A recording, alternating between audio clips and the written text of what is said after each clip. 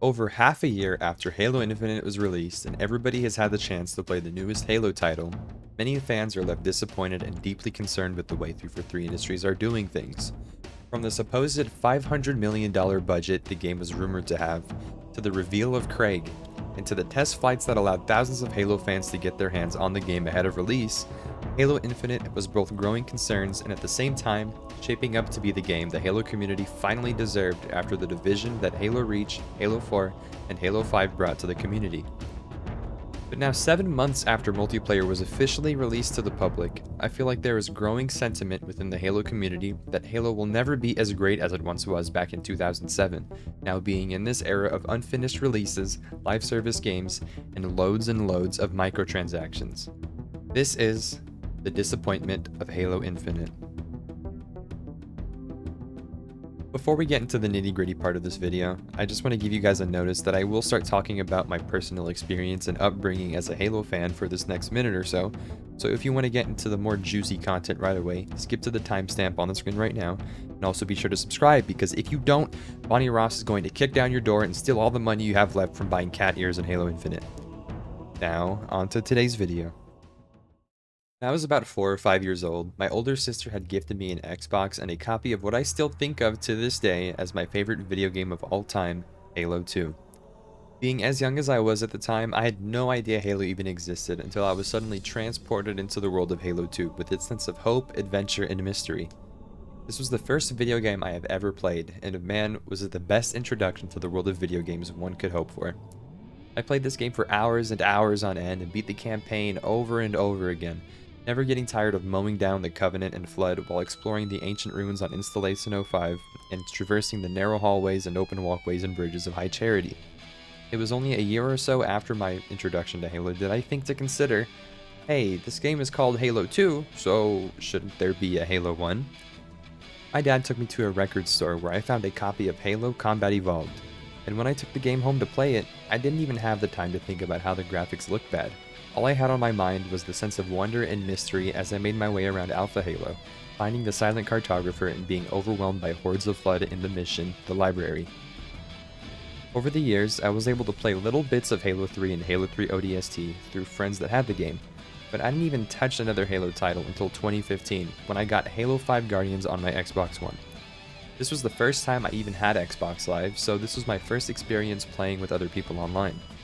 I won't even go into Halo 5's campaign since I ran through that and didn't touch it again for years, as it deserves. Then in 2017, I had finally gotten my hands on the Master Chief Collection, so I was able to completely go through pretty much all of the Halo games. But after exhausting my experience with the Halo franchise and not having any new content to look forward to, I had gotten into Halo lore videos made by YouTubers like Kid and Xperia. Learning all this new, immense, and profound lore of the franchise turned me into a Halo nerd. And then all of a sudden, I found out about leaks that there was going to be a new Halo game announced at that year's E3 in the summer of 2018. The thought that we were finally going to get another Halo game was probably the most excited I had been in my life. Watching the teaser trailer at E3 with the immense landscapes, thick forests, and the return of Chief's classic art style was showing many in the Halo community that 343 had learned from their past mistakes and is now ready to make a game made for the fans of the franchise that had been there since day one. Over time, there began to accumulate a sense of tiredness and impatience. For just hearing about Halo Infinite's development, and then being left in the dark since then, the Halo community coined the phrase that would describe the next year or so as the Halo Content Drought. Being the least dramatic as possible, this was a dark time to be a Halo fan. While everyone was reaching and grasping for any bit of Halo news whatsoever, and influencers had to turn their attention away from Halo to focus on other games in order to maintain any consistency in producing content. Leaks and rumors that had no foundation or reliability at all were then blown up and exaggerated while people would talk about them for weeks. One such instance is when it was rumored that Halo Infinite's development had a budget of $500 million, $500 million.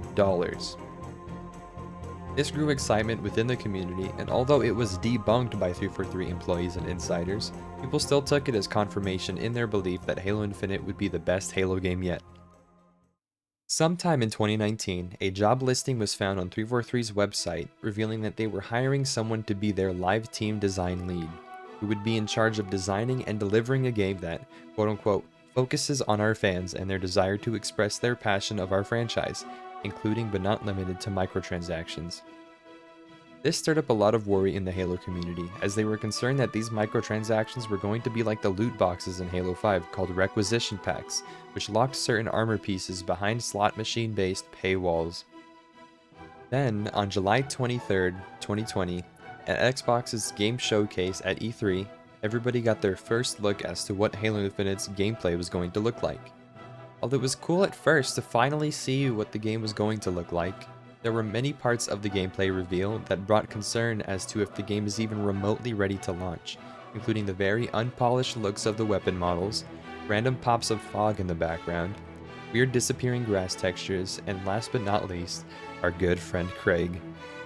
With Halo Infinite initially launching very soon in holiday 2020, the community came together and urged 343 Industries to delay the game's launch. It was clear that Halo Infinite was not ready for launch, and 343 listened, announcing the delay of Halo Infinite until 2021.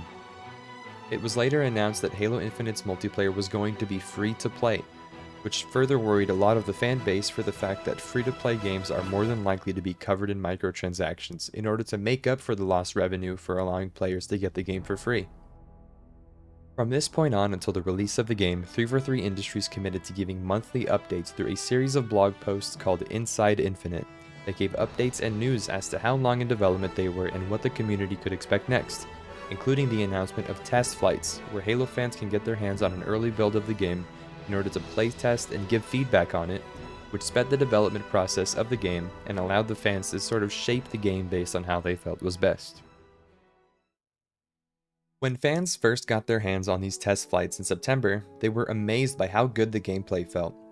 The Halo community saw Halo Infinite's gameplay as a blend between the older and newer Halo titles, adopting the older games' gunplay and movement, as well as reintroducing the newer titles' abilities and improving on the overall look of everything, while keeping the more original art style.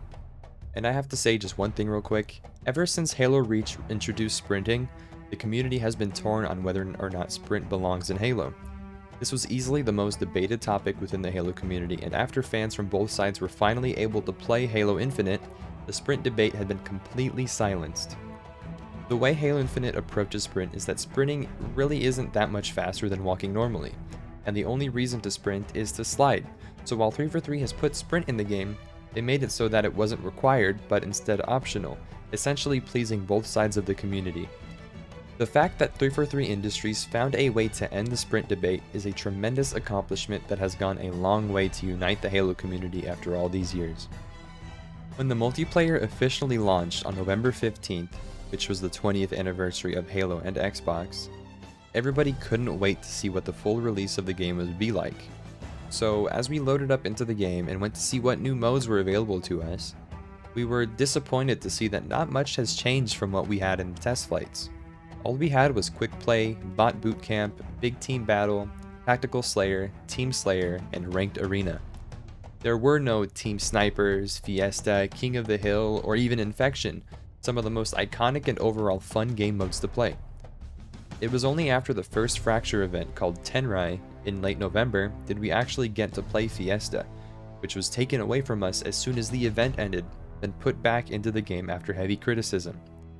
King of the Hill was only put into the game during Season 2, about 5 months later, while Team Snipers was only put into the game on May 31st. Infection still hasn't been released, and 343 have yet to mention the game mode at all. One point I want to emphasize is the last time Halo Infinite has had a content update at all was when Team Snipers came out, about a month ago. And for what is supposed to be a live service game with frequent updates and transparency from the developers, not a whole lot is going on right now, which is leaving many players in the dark and causing them to get bored of playing Halo. On top of the lack of content at launch, 343 Industries has changed the customization system that was once great in Halo Reach. Halo Reach's customization is easily the best in the franchise, allowing players to customize every piece of armor in the game, as well as letting players choose the color they wanted for their Spartan, all by simply playing the game. Halo Infinite's customization allows you to customize every piece of armor as well, but instead restricts these armors to what 343 calls armor cores. There are currently 5 armor cores in Halo Infinite, but let me show you an example of how these armor cores can be very restricting to the player in terms of customization. There is an armor core in this game called Mark 7, which is the armor core you get by default. For those who bought Season 1's Battle Pass, which is themed around Halo Reach's armor, you can unlock an armor core called Mark 5 and a helmet called Commando. With the armor core system 343 has put into place, you cannot put the Commando helmet from the Mark 5 armor core onto the Mark 7 armor core. The same goes for coatings. A coating that belongs to the Mark 7 core cannot be equipped to any other core, thus limiting customization even further. Visors also work this way as well, for a visor color introduced as a challenge reward called Bell Toll, which is literally just a black visor color, cannot be equipped for any helmet in any other armor core, including Mark 5. In Season 1's Battle Pass, players were also able to unlock armor sets called kits, based on the characters from Halo Reach's campaign. Emil's kit includes a shoulder pad called Security, and while this can only be equipped when you are using Emil's armor kit, you cannot put this shoulder pad on your Spartan individually because the shoulder pad is only available through this armor kit. Another way in which Halo Infinite's customization is restrictive is the fact that another iconic helmet called CQV, despite being in many in-game screenshots months before release, still hasn't been put into the game for players to use 7 months later. I honestly could go on and on about how restricting Halo Infinite's customization is, but this video would probably be about an hour long, so I will spare you guys the trouble. A topic that has gotten a lot of attention recently is the item shop in Halo Infinite. Ever since the release of the game, people noticed that the items in the shop were a bit expensive. Armor sets in the item shop were going for 2,000 credits, which is the equivalent of $20 US, as well as attachments being $10 and a blue Warthog coating being $15. A blue armor coating only available for the Yoroi armor core was going for $8, so an armor color you could change for free in past Halo games now costs $8 in a game where this coating could only be used for the Yoroi core. After intense backlash from the Halo community on these issues, 343 responded with lowering these prices, and all was well as far as the item shop went. Until it was found out that Jerry Hook, the head of design for 343 Industries and the man who was mainly in charge of Halo Infinite's item shop, had left the company. Soon after this news broke, Halo fans started to notice that week by week, the prices in the item shop started to slowly increase, starting with the Sealox armor set going for $12, then with the Lead Belcher armor set going for $17 a while later. People started theorizing that the sudden hike in prices in the shop was due to Jerry Hook leaving 343 Industries, but whether this is true or not cannot be for certain. In response to concern from the fans, community director at 343, named Sketch, stated on Twitter that the prices in the shop at the time the Lead Belcher armor set came out was due to quantity and rarity of items in the bundle, and not a universal price hike. But the Sealox armor set I mentioned earlier had the same amount of items in the bundle, while being $5 cheaper. And something that the Halo community has learned since the launch of Halo Infinite is that rarity means absolutely nothing in Halo. Having rarity for items in Halo insinuates that there is either an RNG-based system, that items don't show up as much as others in the shop, or that the value of certain items or bundles is different from others. But none of that applies to any items in Halo Infinite. It seems likely that 343 Industries had included a supposed rarity system to encourage players to buy things in the item shop, making certain items more appealing for players to buy. I mean, shit, the default armor core that you get with simply owning the game is listed as rare.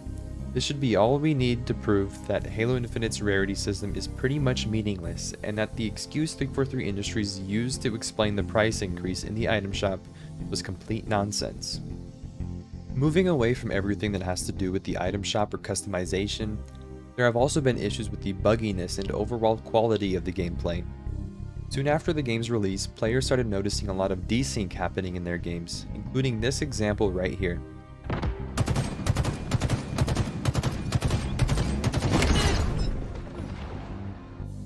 Along with this type of stuff happening, a lot of players are even getting put into lobbies with over 200 ping, rather than lobbies nearest to them with the lowest ping. The challenges and progression system weren't any better for player experience. While at launch, the only way to progress your level and rank up your battle pass, if you bought one, was to complete challenges, which were at times very difficult and tedious and forced you to play the game in a certain way, and it sometimes made it so that you weren't completing any objectives, leaving teammates who were actually trying to play the objective and win the game with a very hard time, and this overall worsened player experience even further. Again, there are a lot more issues that I could touch on, but we would be here for days. It's easy to understand that issues like this will lead players to eventually put down the game and not play it again. But it is very hard for players like me who have been a fan for the franchise for so long and want nothing more than for Halo to be as good as we know it can be, especially when we voice our concerns for the game and get little to no transparency in return. I don't know exactly what's going on at 343 Industries right now, but it seems to me like they are either being so severely overwhelmed with tasks to do that they cannot give any feedback or insight, or are committing little effort to actually working on the game, slowing down production and at the same time not caring to show transparency. On February 24th, a member of the Halo community tried asking 343 Industries for some sort of insight on why they haven't been notifying players of outages that have been occurring for a while. And Tyler Davis, known on Twitter as 343 Postums, and associate producer for 343 Industries, replied with, "Hey my friend, I wasn't aware this was down as I was paying attention to Russia bombing a country of innocent people and going through the emotional response of being a father and thinking about my son growing up in a world of war." This obviously passive-aggressive and snarky comment made by this 343 employee was uncalled for. Not only was this comment rude, but it was a lame excuse for simply not doing his job, which should be to update players on the important matter of if the game is even playable or not, instead of doing the exact opposite and in a way using a tragic event such as the war in Ukraine as an excuse. As far as I know, this is the only example out there of a response like this from a 343 employee occurring, but it begs the question that there may be a valid reason as to why the Halo community has shown so much distrust in 343 Industries as of late. From the start of all this mess with the Halo Content Drought, to the free-to-play announcement, to the lack of content at launch, buggy and unplayable gameplay experiences, to the lack of transparency and communication from the developers, it is no wonder why so many people are leaving Halo. Halo Infinite was supposed to be the best Halo yet, with so much to look forward to as a fan of both Halo and just video games in general, but 343 have yet again shit the bed. And I think the 5,000 or so players still playing this game, and the fact that the player count is more than halving every month according to Steam charts, goes to show what everybody thinks of how 343 Industries is managing this game. So that is all for today, guys. I don't mean for this video to be so negative, but I feel like it's important to point out these issues, as this game is still, believe it or not, far from dead.